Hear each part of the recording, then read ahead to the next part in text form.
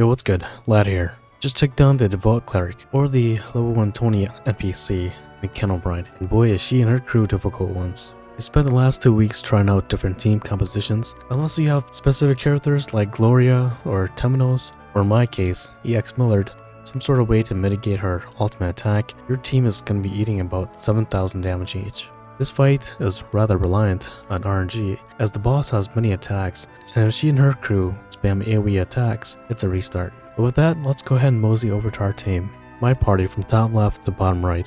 Canario with the Robber Keeper that allows you to dodge a elemental attack. She and the rest of the party has the latest armor from chapter 4, or the Hieroglyphic armor set, which gives a 5% elemental resist. For her accessories, she's using the Great Blossom's crest, which taunts enemies at full HP.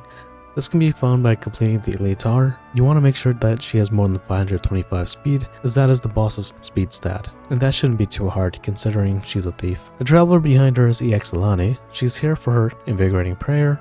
You want each traveler to have at least 4500 HP, which is why I give her accessories to boost her HP. Keep in mind that you can also raise your keeper's HP stats to add on to your character's HP parameters. The Sunny Sandal is EX Fior's accessory. It'll let you retain 1 HP should the traveler go down. Next, the Red Garb, which is Nicola's A4 accessory, which gives all enemies at the start of battle a defense down. And as a side note, because our team is not set up where we can have the boss miss her elemental attack or completely nullify it, she has the Dog Keeper Steadfast Companion. This keeper lowers the enemy's attack by 10% for 1 turn. And moving down our next row, our secondary DPS Particio. He has the Bird Keeper that gives him a 15% in crit damage up. For his accessories, he was given the Master Apothecary Necklace, which is a 130 to physical attack. You can get it from the Refight of Gertrude. And he has the Cuffs of the Family from Bargello, which is a 100 to attack, and then Nephthys A4 accessory, which is a 70 to attack and also grants dead aim. This team composition, which has 4 merchants, allows us to fully utilize his passive,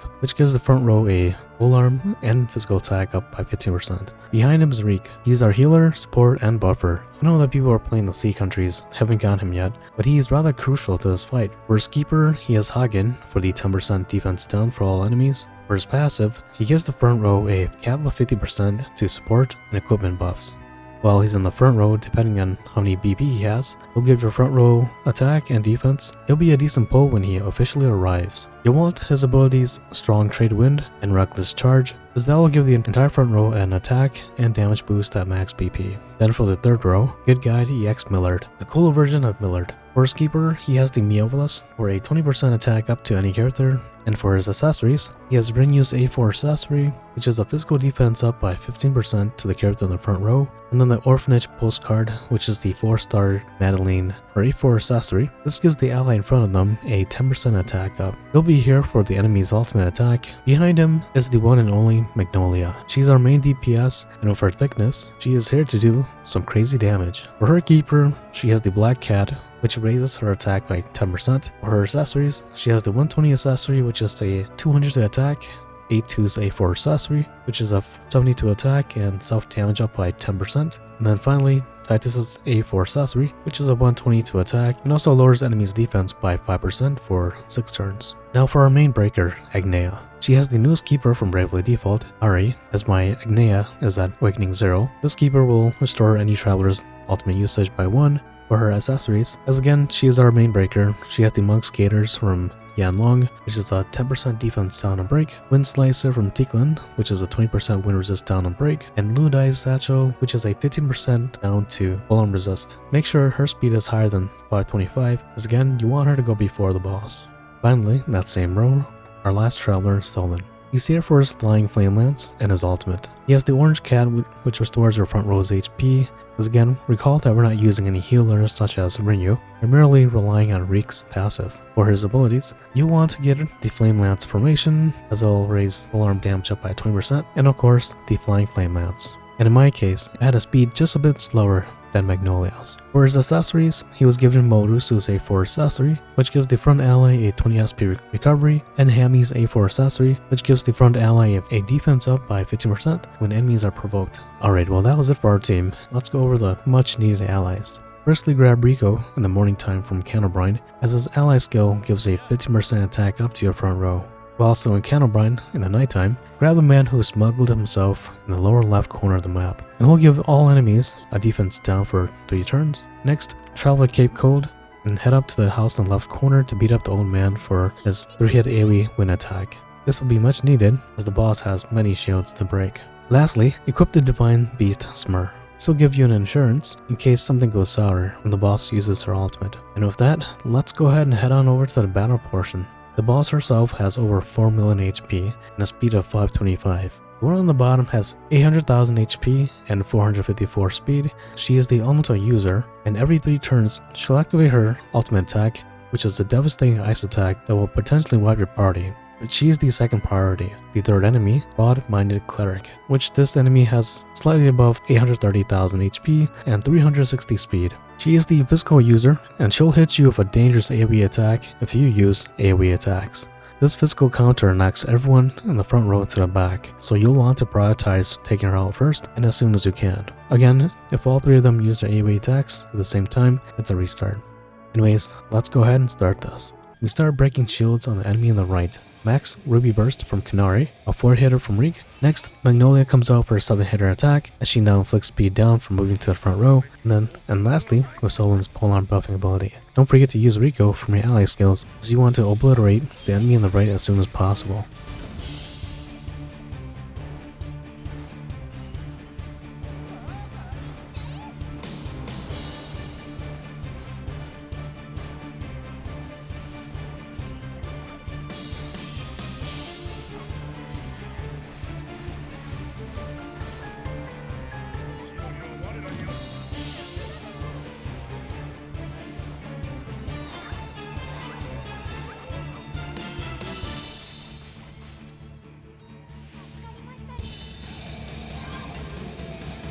Turn 2, we buff up with Magnolia as much as we can before sending her flying. And also, this is a great chance to activate her Keeper, as every little bit of damage will help out. Reek will use his attack, which gives the front row a 15% to attack and damage. The Exilani will take this chance to come out for a prayer, and Ignea uses her TP skill, which is a 3-hit AoE to Fan and Wind, while also giving the front row her passive off. Before this turn ends, make sure to call the old man for his 3-hitter to Wind.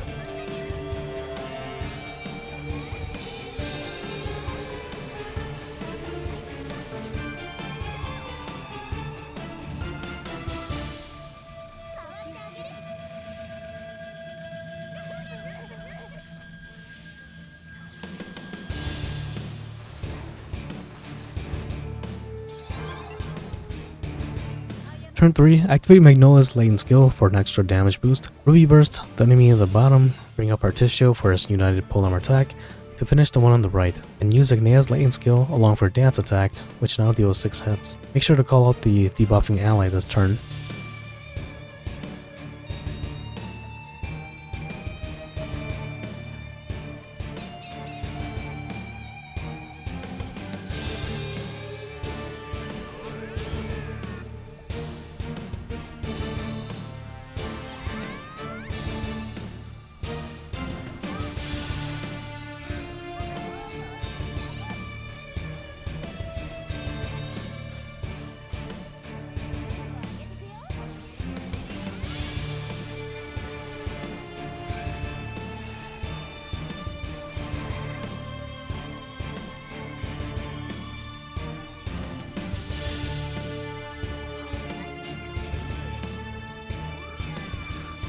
With the most troublesome enemy out of the way, it becomes a matter of trying to break both enemies at the same time. I'll let the video play out for now.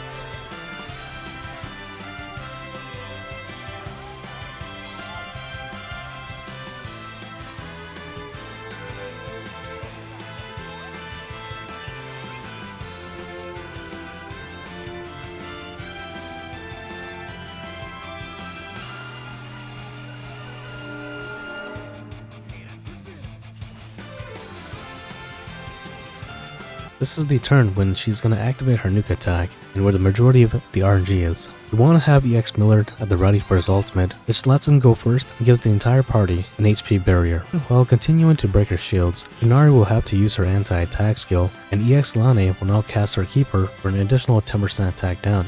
Lastly, activate your Divine Beast to make sure you're ready for the next turn.